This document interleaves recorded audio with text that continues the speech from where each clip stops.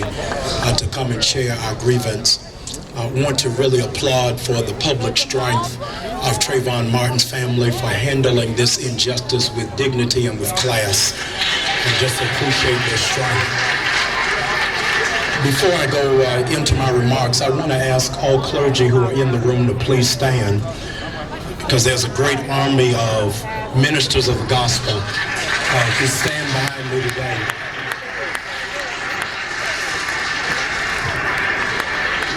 As a triumphant, unified voice. You may be seated. Charles Dickens, in his classic work, A Tale of Two Cities, opens it up with probably the most recognized line in all of English literature. It was the best of times and it was the worst of times. And in this moment for us, it is probably the best and the worst of times. Reverend Sharpton and Reverend Jackson have been working arduously in supporting our president in his effort, in his endeavor to make sure that every American had affordable health care. Tomorrow, while it is that many of us are leaving out of Sanford, Florida, 46 million people across this nation will be uncovered. It'll be argued in front of the Supreme Court while two of our Congress ladies are here. It'll be argued in front of the Supreme Court as to whether or not health care is constitutional and whether it should be available to every person.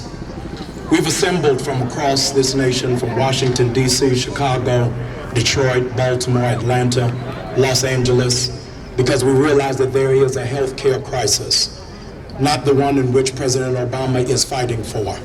But we're here because the health care crisis, ladies and gentlemen, is that the justice system in Florida is sick. And it must be sick for us to be in a place that 30 days after a young man was brutally and innocently killed, and after the 911 tapes have been released, and after we know exactly who the culprit is, there still is not an arrest. Around the world, people are looking into Sanford, trying to figure out how sick is a system that will allow a young boy to be killed innocently and still not be found in justice. And so we've come today, all different walks of life, all different cultures, all different economic backgrounds, all different educational structures, to ask, what can we do to help you get better? Because something is obviously out of the way.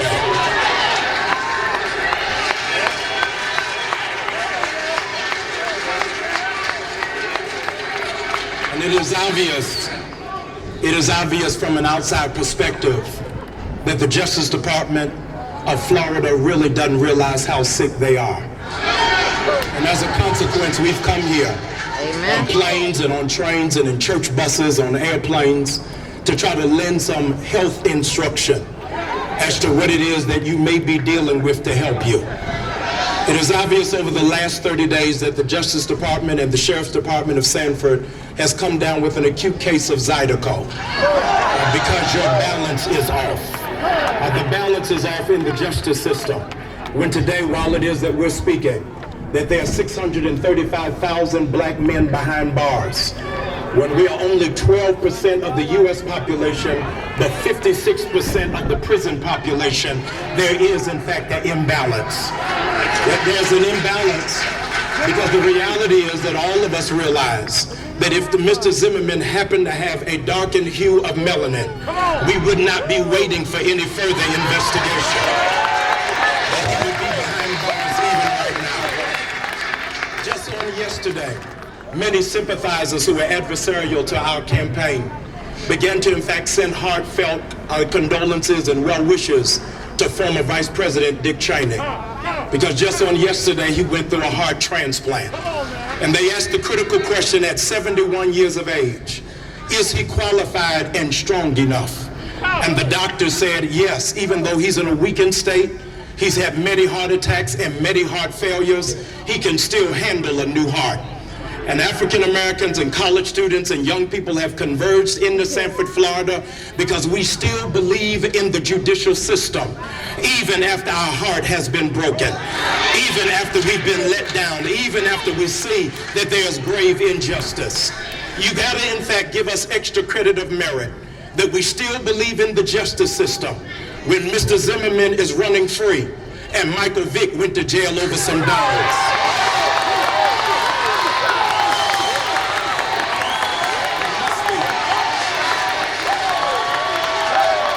Something about our confidence level, that we still believe in the justice system.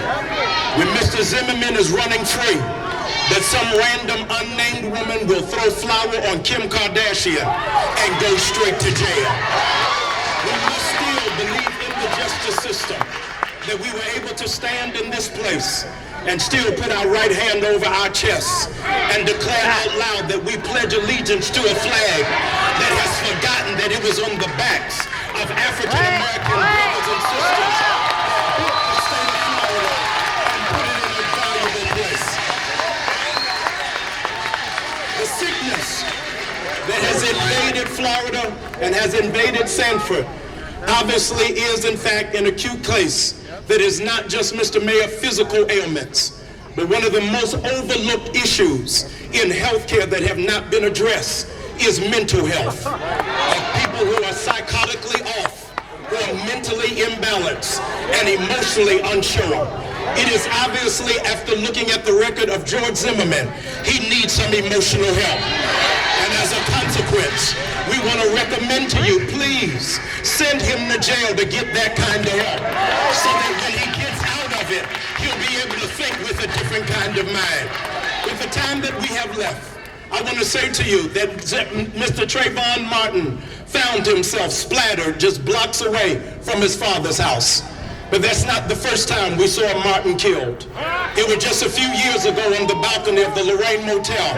We saw another dreamer who was walking towards justice and equality. And because of some insecure sniper who couldn't get a real job, stood in the bushes and shot down our dreamer. Some racists believed that they could kill the dream.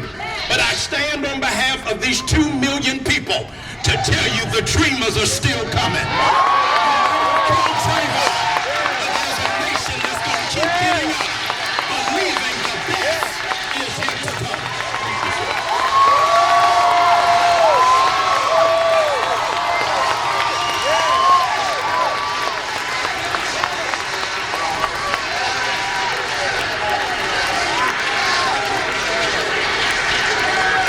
Reverend Jackson.